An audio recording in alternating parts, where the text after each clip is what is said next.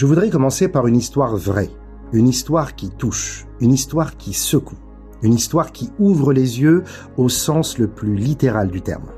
Parce que parfois, avant les grandes idées, avant les concepts, avant les sources, la Torah commence par la vie, par la douleur, par l'angoisse, mais surtout à la fin par un miracle discret et bouleversant. Cette histoire, c'est celle de Rav Yehuda Lando. Aujourd'hui, Rav Yehuda Lando est un chassid Chabad de Kiryat Malachi, un sofer stam, un scribe, un homme droit, un père de famille, une vie entièrement habitée par la Torah. Mais il n'est pas né là-dedans, et surtout il n'est pas né comme ça. Il est né à Bahia Blanca, en Argentine, dans une famille qui ne connaissait absolument rien au judaïsme. Pas de Shabbat, pas de kashrut, pas de mitzvot. Il menait une vie totalement laïque. Il travaillait comme journaliste et animait une émission de radio politique et satirique. Une vie intellectuelle, engagée, mais déconnectée de toute dimension juive. En 1988, sa vie bascule. Son fils, Nahum, naît. Très vite, les médecins remarquent un problème grave. Nahum n'arrive pas à ouvrir l'œil droit. Examen, spécialiste, verdict, une opération est nécessaire. Mais on conseille d'attendre l'âge de 3 ans. 3 longues années passent. À presque 3 ans, l'opération a enfin lieu. Mais après l'intervention, la nouvelle est terrible. L'œil droit voit à peine. Et pire encore, pendant 3 ans, l'œil gauche a travaillé seul. Résultat, l'œil droit, déjà faible, s'est considérablement détérioré. Les médecins craignent qu'il perde totalement la vue. Imaginez l'angoisse d'un père, l'impuissance, les nuits sans sommeil, la peur pour l'avenir de son enfant. Et puis, une nuit, quelque chose d'inattendu se produit. Yehuda se réveille en sursaut, en sueur, le cœur battant. Il a fait un rêve. Dans ce rêve, il voit un homme assis à une table, qu'il ne connaît pas, mais l'homme le regarde et lui demande calmement « Pourquoi es-tu triste ?» Yehuda répond « À cause de la vue de mon fils, Nahum. » Alors l'homme lui pose une question étrange. « Est-ce qu'il porte des tzitzit ?» Yehuda répond que non. Et l'homme lui dit alors cette phrase simple mais renversante. Dans la paracha des tzitzit, il est écrit « Ureitem oto uschartem et kol mitzvot Hashem » Vous les verrez et vous vous souviendrez de toutes les mitzvot d'Hachem. Cela veut dire qu'il faut voir les tzitzit. Si l'enfant fait ce qui dépend de lui, s'il porte des tzitzit, alors Hachem fera ce qui dépend de lui. Et il guérira son œil pour qu'il puisse voir les tzitzit. Le rêve s'arrête, Yehuda est bouleversé. Il ne connaît pas cet homme, il ne connaît pas les tzitzit, il ne connaît pas le rabbi de Lubavitch, car oui, c'était lui. Mais quelque chose l'a traversé. Alors il va voir les Chabad locaux et leur raconte tout. Ils lui disent « Habille ton fils avec des tzitzit ». Pour convaincre l'enfant, Yehuda commence lui-même à porter kippa et tzitzit. 3 mois plus tard, rendez-vous chez l'un des plus grands professeurs en ophtalmologie d'Argentine. Avant d'entrer chez lui, un interne fait des examens, il regarde les clichés et reste sans voix. Il court chez le professeur. Nouveaux examens, tests approfondis, et le verdict tombe. L'œil droit voit normalement, complètement. Le professeur avoue n'avoir jamais vu un cas pareil. Mais ce jour-là, ce n'est pas seulement l'œil de Nahum qui s'ouvre, c'est toute une famille qui commence à voir la vie autrement. Mais cette histoire, aussi bouleversante soit-elle, pose une question immense. Comment ça marche ? Quel est le lien entre une mitzvah, porter des tzitzit, et la guérison d'un œil ? Si le rabbi voulait un miracle, pourquoi passer par une mitzvah précise ? Pourquoi les tzitzit et pas une autre ? Pourquoi pas une bénédiction directe ? Pourquoi pas une mezouza ? Autrement dit, qu'est-ce qu'une ségoula vraiment ? Et cette question nous accompagne justement cette semaine dans une paracha fondamentale, la paracha de Yitro, la paracha du don de la Torah. Quelques jours avant le don de la Torah, le 2e jour du mois de Sivan, un jour que nos sages appellent le jour du Yichus, le jour où nous sommes devenus qualifiés, distingués, Hachem s'adresse à Moshe avec une proposition incroyable. Vous serez pour moi une ségoula parmi tous les peuples, un royaume de prêtres et une nation sainte. Un peuple ségoula.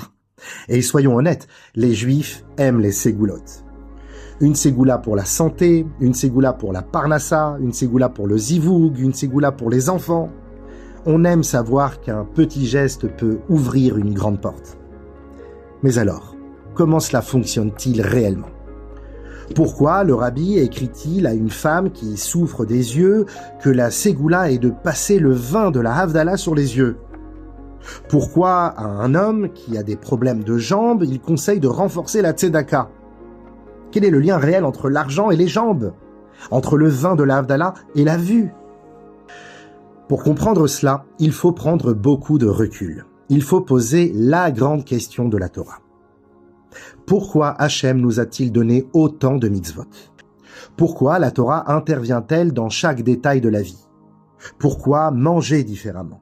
S'habiller différemment, se marier différemment, faire des affaires différemment. Cette question est formulée noir sur blanc dans une Mishnah que nous connaissons tous, que nous disons presque machinalement à la fin d'un cours ou juste avant le Kaddish. Rabbi Hanania ben Akashia dit « Hachem a voulu donner du mérite à Israël, c'est pourquoi il aura donné beaucoup de Torah et de mitzvot. » Pourquoi dit-on précisément cette Mishnah à ce moment-là ?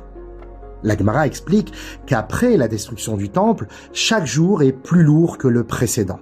Alors comment le monde tient-il encore ? Grâce à deux choses, la Kedusha du Uvaletzion, Kadosh, Kadosh, Kadosh, et le Amen Yehe Shemeraba du Kaddish que l'on répond après une Mishnah ou une Haggadah ou une parole de Torah qui touche le cœur. Non pas après un pile-poule compliqué, mais après une parole qui élève, qui réchauffe, qui donne envie d'aimer Hachem. Et parmi toutes les Haggadot possibles, nos sages ont choisi celle-ci, celle de Rabbi Hanania ben Akashia.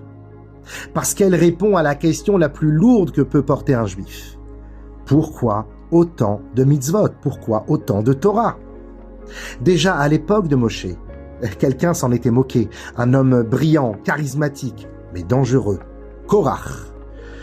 Le Midrash raconte que Korach utilisait le ridicule pour attaquer Moshe.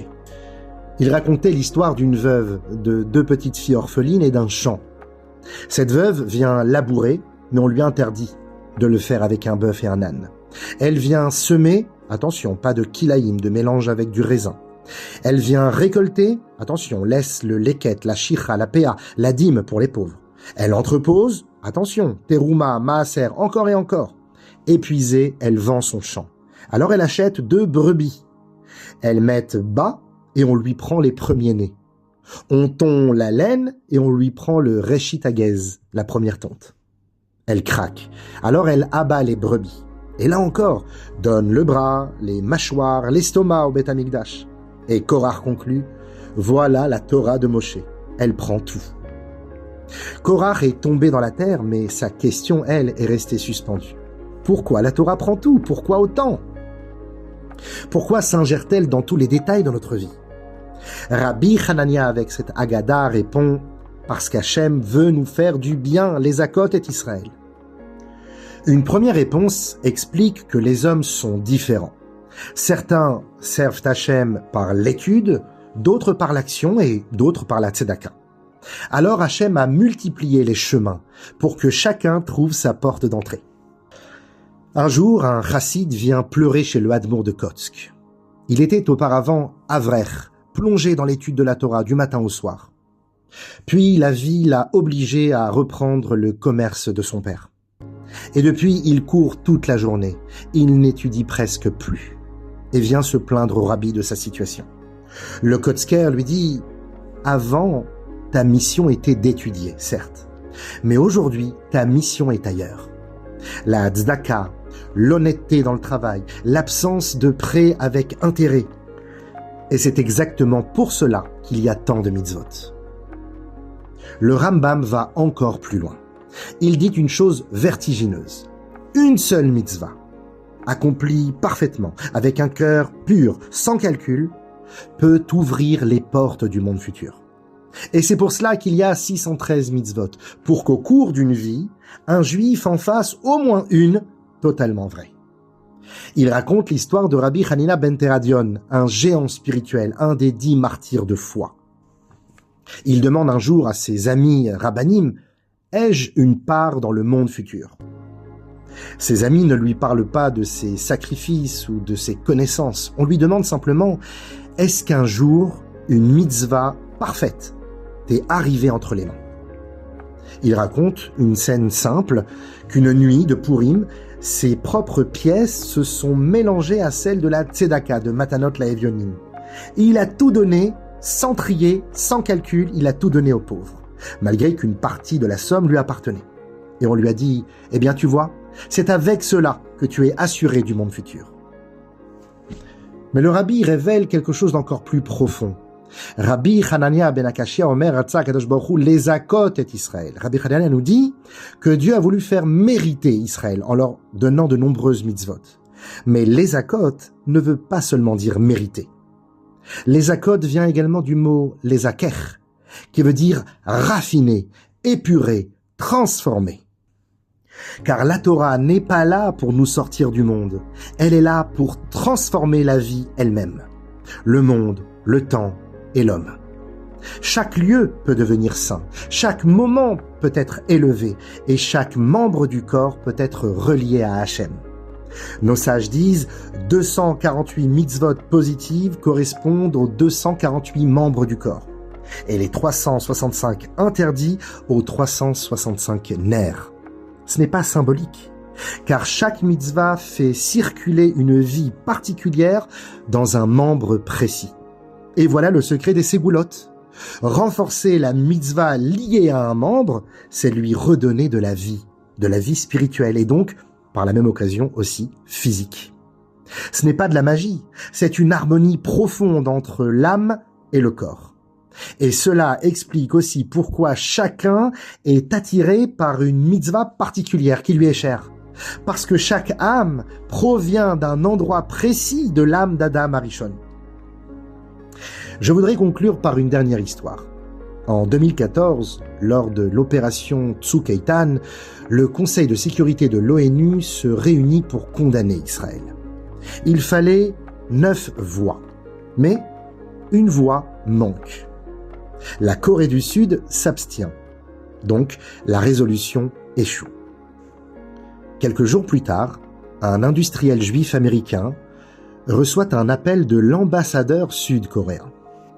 Officiellement, pourquoi se sont-ils abstenus?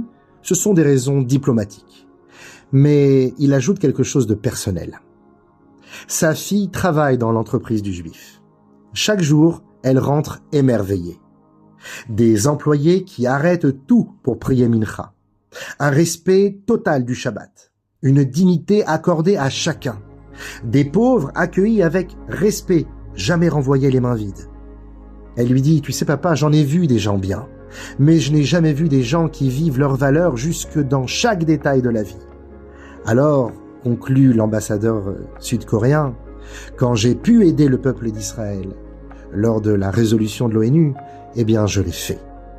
Voilà ce que signifie être un peuple ségoula. Non pas un peuple magique, mais un peuple qui transforme le monde. Un détail après l'autre, une mitzvah après l'autre, jusqu'au jour où la lumière remplira tout. Bimera veyamenu.